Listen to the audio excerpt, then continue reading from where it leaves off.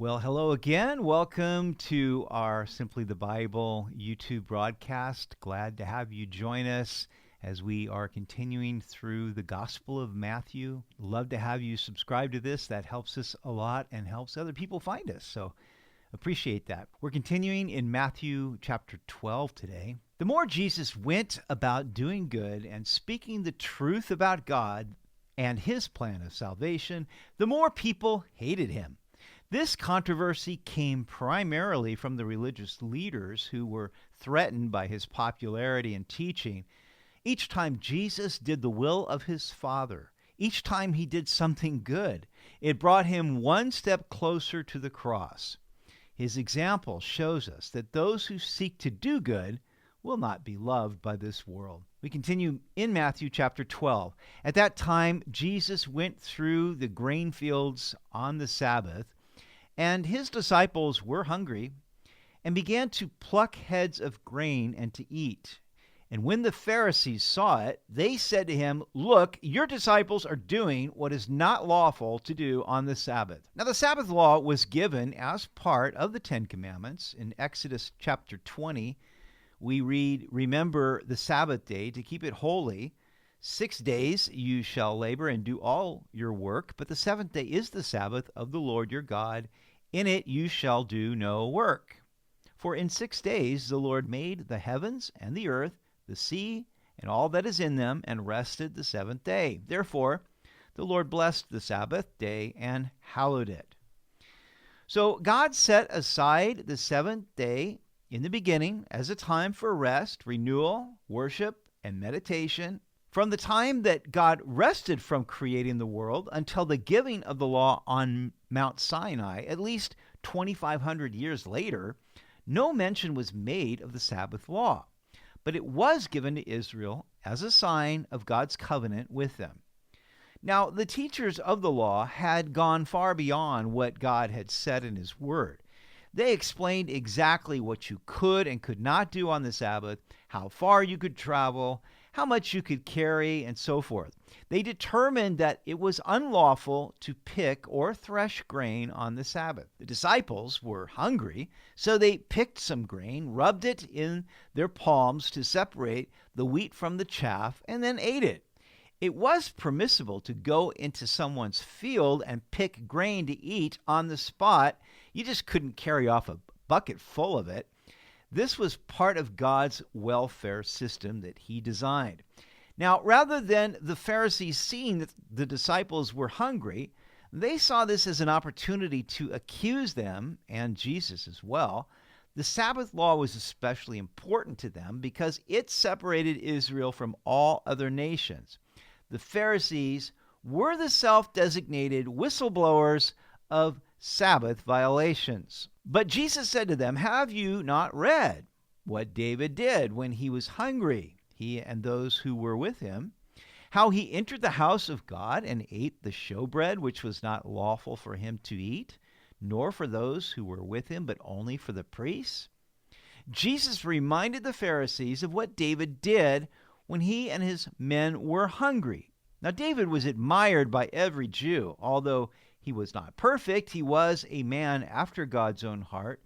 And when David and his men were fleeing from Saul and were hungry, they broke the law. They went to the tabernacle in Nob to Ahimelech the priest. David asked the priest if he had any bread to give his men to eat, and Ahimelech said that the only food available was the holy showbread that had been before the Lord and had been removed to be replaced with fresh bread. According to the law, only the priests could eat this, but David and his men ate it without condemnation. The point is that human need is more important than the letter of the law.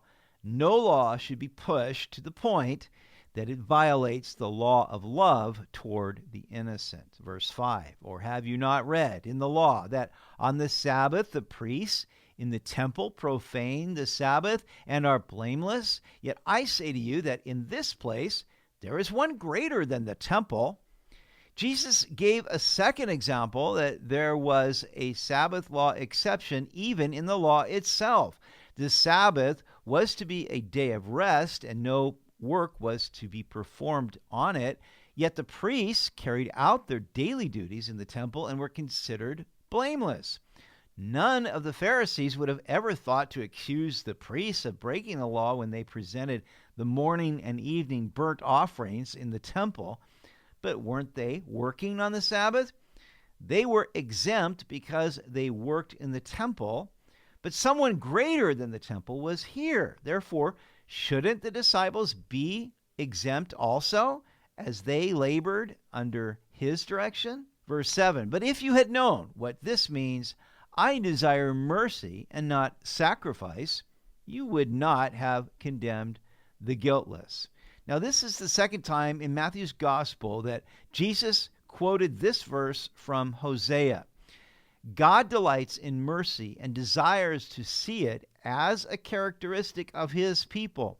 The Pharisees were doing their religious works, thinking that this elevated them over others. Then they put their sacrifices upon them, judging those who did not follow their rules. But they neglected the greater commandment of showing mercy, and therefore they condemned the innocent. For the Son of Man is Lord even of the Sabbath. Now, in claiming to be Lord of the Sabbath, Jesus made himself equal with God, for God gave the Sabbath law to Israel. So no doubt the Pharisees were thinking at this point, who does this guy think he is? Now, when he had departed from there, he went into their synagogue, and behold, there was a man who had a withered hand, and they asked him, saying, is it lawful to heal on the Sabbath? That they might accuse him. You see, Jesus had struck deep at the core of their religion in challenging their Sabbath interpretation. And in declaring himself to be the Lord of the Sabbath, Jesus had slaughtered their sacred cow, and the Pharisees would not let this go. So Jesus went into their synagogue, and there was a man with a withered or deformed hand, and the Pharisees were looking for a slam dunk case against Jesus. They knew that Jesus couldn't resist healing someone, whether it was the Sabbath or not. They figured that Jesus would walk right into their trap. Now, they didn't care about the man with the withered hand or his condition. This is the problem with religion. It cares more about legalistic scruples or being loyal to a certain ideology than about loving people and pleasing God. Many heartless, cruel, and murderous things have been done because of one's religion. The Pharisees asked Jesus if it was lawful to heal on the Sabbath, but this was hypocritical because they didn't really want to know the answer. They were only looking for a way to publicly accuse him. Then Jesus said to them, what man is there among you who has one sheep, and if it falls into a pit on the Sabbath, will not lay hold of it and lift it out? Of how much more value, then, is a man than a sheep? Therefore, it is lawful to do good on the Sabbath. Jesus asked them, now, who among you would not pull out your sheep if it fell in a pit on the Sabbath? And yet, how much more valuable is a man than a sheep? Now, the Pharisees would probably argue that if they left their sheep in the pit, it would die. But with the man, Jesus could come back the next day and heal him. But Jesus considered it lawful not only to save a life on the Sabbath, but also to heal and even do good.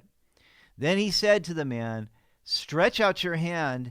And he stretched it out, and it was restored as whole as the other. As with healing the paralytic man, Jesus proved that he had authority by miraculously restoring the man's withered hand. Now, anyone who honestly wanted to know if God approved of healing on the Sabbath would have his answer. But the Pharisees weren't honest, and they weren't willing to change their minds.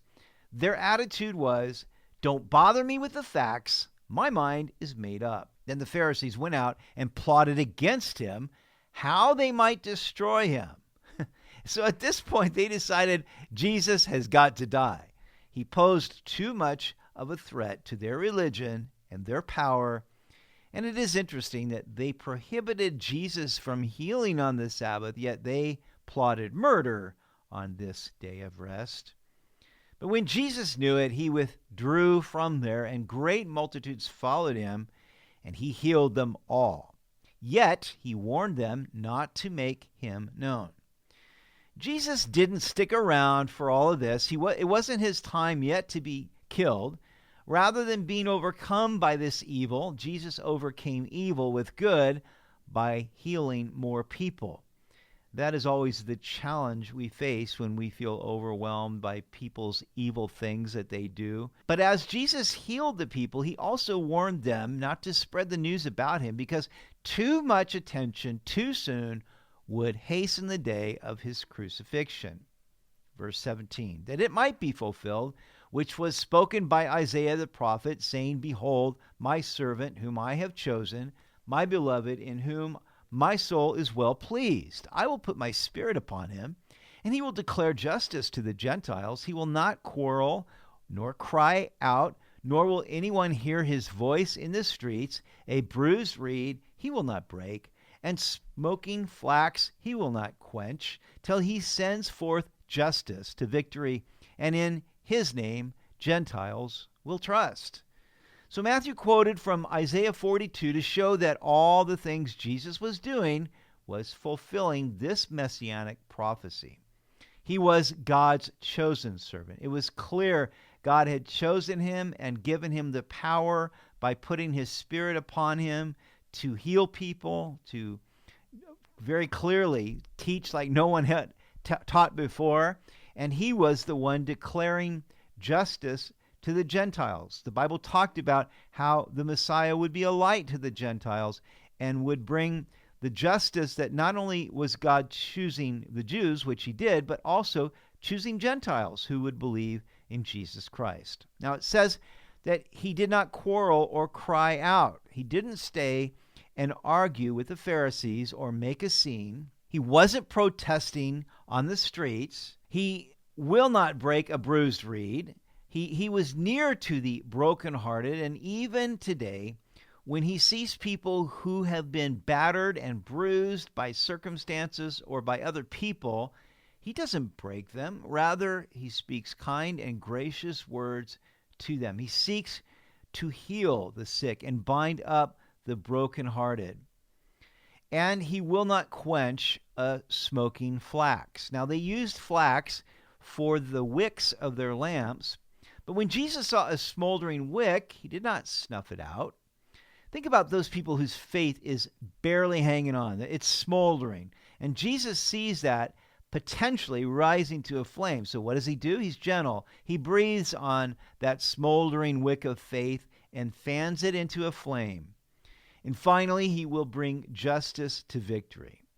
Think of all the injustice and corruption that is in the world today. But Jesus will ultimately judge every evildoer and every evil thing, and he will establish his righteousness throughout the world. He is the hope of the Gentiles, but also of Jews who believe that he is the Messiah. And so we see in this example of Jesus that, he did everything right. He was perfect. He couldn't do any more good than Jesus did, and yet he was hated for it. And that should give us encouragement that when we are seeking to do good, if people don't like you, hey, they didn't like Jesus either. Don't take it personally. Just be faithful to the Lord and know that God is pleased and he is with you. And if God is with you, what difference does it make who is against you? Well, thank you for joining us again. Love having you subscribe to our YouTube channel, and hope to see you next time. Thanks for watching.